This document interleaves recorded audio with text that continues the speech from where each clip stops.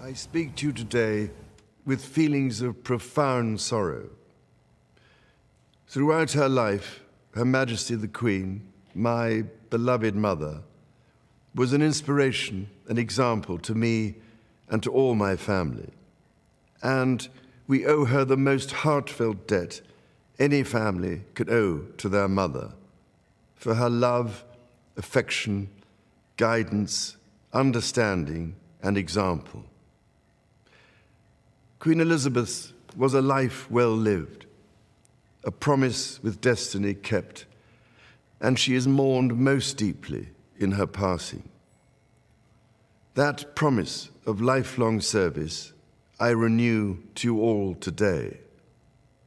Alongside the personal grief that all my family are feeling, we also share with so many of you in the United Kingdom, in all the countries where the Queen was head of state, in the Commonwealth and across the world, a deep sense of gratitude for the more than 70 years in which my mother, as Queen, served the people of so many nations.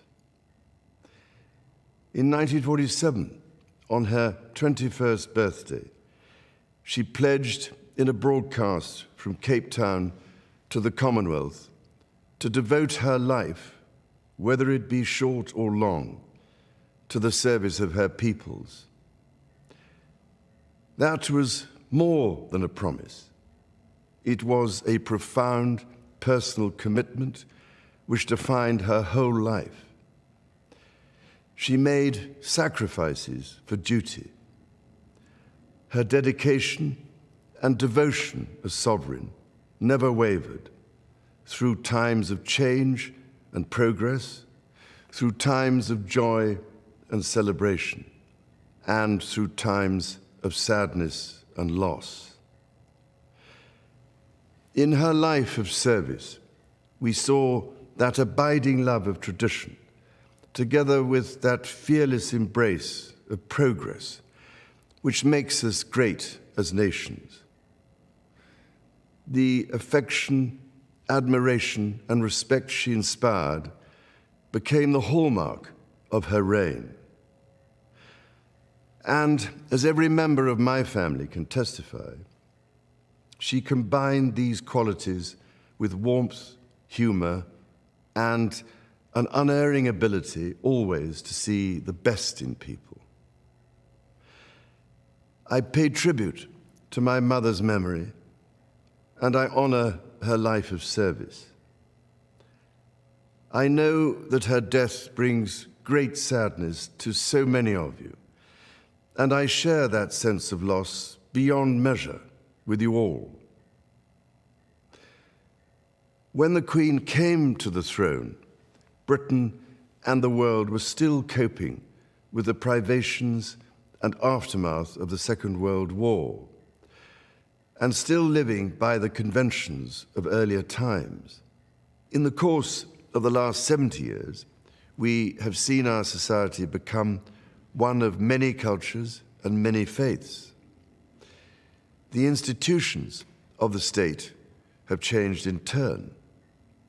But through all changes and challenges, our nation and the wider family of realms, of whose talents, traditions, and achievements I am so inexpressibly proud, have prospered and flourished. Our values have remained and must remain constant.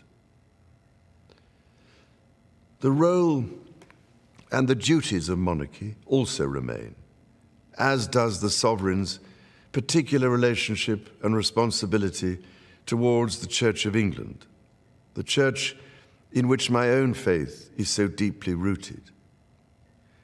In that faith and the values it inspires, I have been brought up to cherish a sense of duty to others and to hold in the greatest respect the precious traditions, freedoms, and responsibilities of our unique history and our system of parliamentary government.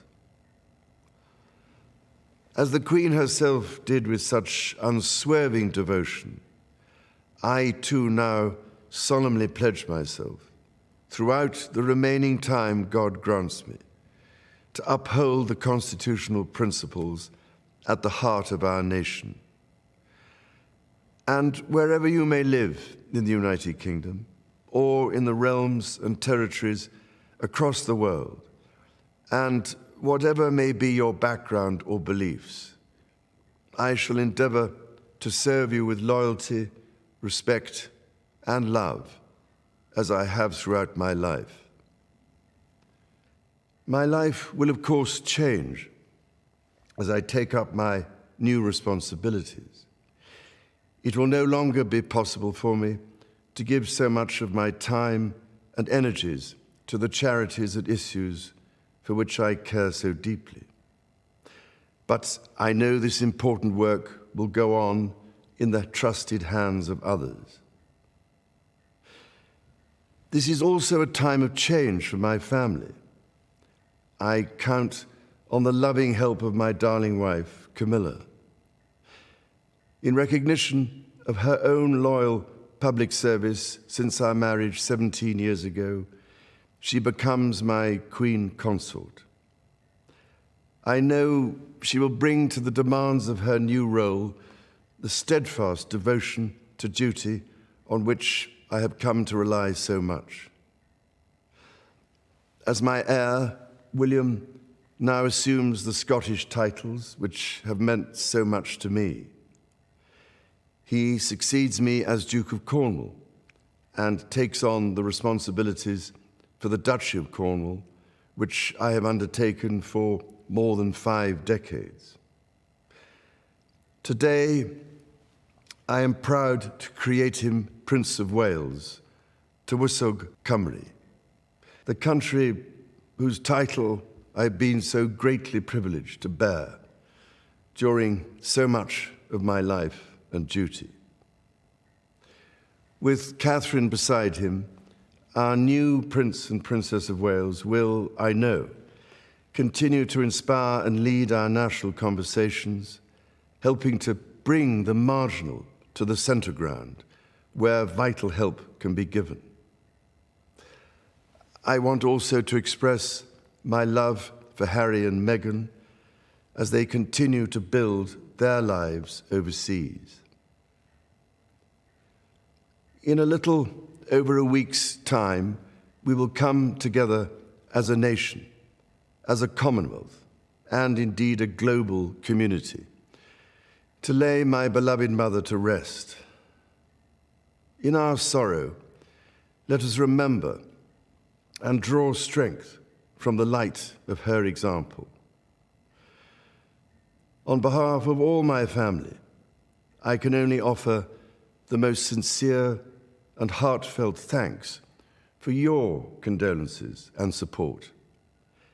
They mean more to me than I can ever possibly express. And to my darling Mama, as you begin your last great journey to join my dear late Papa, I want simply to say this: thank you. Thank you for your love and devotion to our family and to the family of nations you have served so diligently all these years. May flights of angels sing thee to thy rest.